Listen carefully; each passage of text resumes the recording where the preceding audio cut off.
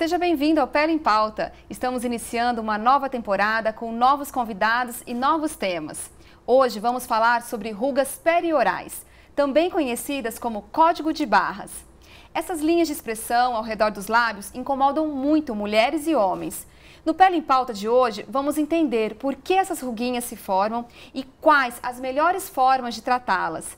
E quem vai esclarecer tudo isso pra gente é a dermatologista doutora Raquel Guerra.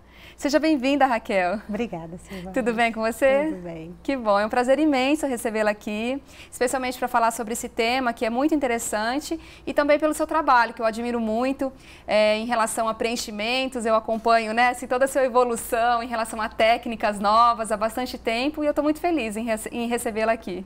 Obrigada, Silvana, é um prazer. Prazer é todo nosso. Raquel, então vamos entender assim, o que são essas rugas periorais e como que elas se formam? Bem, as rugas periorais, né, você falou o código de barras, como é conhecido, elas se formam pela movimentação dos lábios, para falar, para se alimentar, e em alguns hábitos, assim, no tabagismo, para assoviar. Essa movimentação repetida, ela vai marcando, né, demonstrando aí a movimentação do músculo perioral. O problema dessas ruguinhas é que a gente fala o tempo todo, então o trabalho para essas ruguinhas se formarem, ele ocorre todo o tempo, ao longo de toda a vida, e elas são, né, assim, um desafio, eu acho, dentro da dermatologia. Eu imagino, dentro porque da assim, o movimento é constante, então elas se formam justamente pelo biquinho que se forma, né, para alguns movimentos de palavras, né, ou também de alimentação, e aí conforme vai mexendo, o lábio vai marcando, né, vão formando as rugas que são dinâmicas, no princípio, elas vão se tornando rugas estáticas, então vai havendo a formação do sulco, do vinco na pele, na superfície da pele. Vai ficar marcado mesmo. Isso. E é possível prevenir esse tipo de ruga, uma vez que é muito difícil você parar de se movimentar, né? Movimentar o lábio.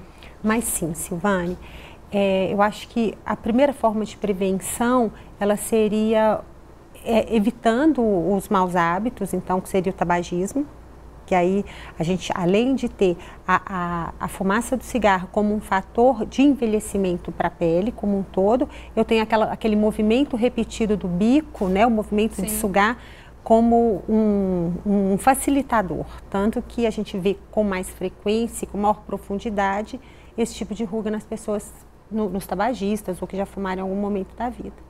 Uso de filtro solar, de um bom creme, a gente tem como sim prevenir. E eu acho bem interessante, algumas pessoas elas fazem mais biquinho para falar, e mesmo muito jovens já começam a ter as ruguinhas, os vinquinhos estáticos, tem mesmo que a pele não tá. Que comece a aparecer?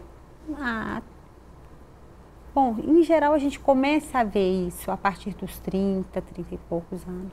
Mas quando a pessoa ainda não tem o sulco na pele, a realização de toxina botulínica, ela pode ser um preventivo, porque eu diminuo essa força de contração. Que interessante. E então, a gente pode prevenir o surgimento da ruga. A toxina que a gente geralmente aplica no terço superior, né, na fronte, é possível aplicar? É possível aplicar. Ao redor dos lábios? Mas não interfere no movimento? Bem, é aplicado de forma bem sutil, são quantidades pequenas, o que a gente quer fazer é enfraquecer e não paralisar, porque senão se interfere no movimento. E pós-aplicação, mesmo de quantidades bem pequenas, a dinâmica da fala, ela pode ser um pouquinho alterada durante alguns dias e a força de sucção, ela é reduzida sim. Mas nas pessoas que isso é familiar, que a ruguinha está começando, muitas vezes vale a pena. Muito interessante. Mas eu estou muito interessada em saber também, além do tratamento com a toxina botulínica, sobre a grande novidade, que é a técnica de branqueamento. E também se existem outras técnicas, mas essa eu gostaria muito de entender como funciona. Esse é a grande evolução tecnológica no tratamento dos lábios hoje, é realmente a evolução nos preenchedores, nos preenchimentos. E a gente tem preenchedor de ácido hialurônico hoje, que são preenchedores muito delicados, muito suaves e que permitem o preenchimento dessas ruguinhas muito superficialmente e com resultado muito natural, porque eles se adaptam muito bem ao tecido em torno. O que a gente tinha antes, os preenchedores antes, que não tinham uma tecnologia ainda tão avançada, o que a gente percebia muitas vezes é um preenchimento, um tratamento dessas ruguinhas e com um efeito pesado, um espessamento do lábio, um lábio pesado, que muitas vezes sem ruguinha, mas não com uma estética melhorada. Entendi, é porque as pessoas ficam com medo de ter, eu sei que a doutora não gosta de usar a expressão que é o biquinho de pato, é isso. Mas no final é isso que gera medo, né, nas mulheres, Sim. e ficar com aquele lábio realmente muito destacado e perder a naturalidade. Mas essa técnica, ela contribui para se evitar esse tipo de lábio? Sim, essa é a grande revolução realmente. Hoje a gente consegue fazer preenchimento de lábio muito bonito, muito natural e sem o risco do bico de pato. Realmente então, sem assim, é o mesmo ácido hialurônico utilizado para preenchedor de face, mas com diferencial de ser mais fininho, específico para os lábios. Isso. Hoje a gente tem, a mesma substância, mas em concentrações e com propriedades físicas diferentes que permitem uma adaptação ao tecido muito grande. Eu consigo preencher uma ruguinha de forma muito superficial, apagar aquela ruguinha sem fazer relevo e sem fazer um aumento da espessura do lábio. Então é bastante interessante. Assim, hoje a gente consegue preencher sem risco. Bem específico Bem mesmo. específico. E é possível associar esse ácido hialurônico para os lábios, a técnica de branqueamento com outras tecnologias? Sim. Os melhores resultados do tratamento de linhas periorais, eles vêm quando a gente associa os tratamentos para melhorar a superfície da pele, para estímulo de colágeno, e aí a gente tem os lasers, o microagulhamento, aos preenchedores, a toxina quando bem indicado. A gente ainda tem hoje os fios que podem também ajudar nessa melhora de estímulo de colágeno. Então, os tratamentos combinados, principalmente naqueles pacientes que vêm para tratar já com um quadro bem estabelecido, já com rugas mais profundas e com quadro de envelhecimento da pele mais avançado. E quando a pessoa sabe que já está na hora de fazer o tratamento dessa região? Bom, idealmente, o início do tratamento da região perioral, ele deve ser antes das ruguinhas começarem.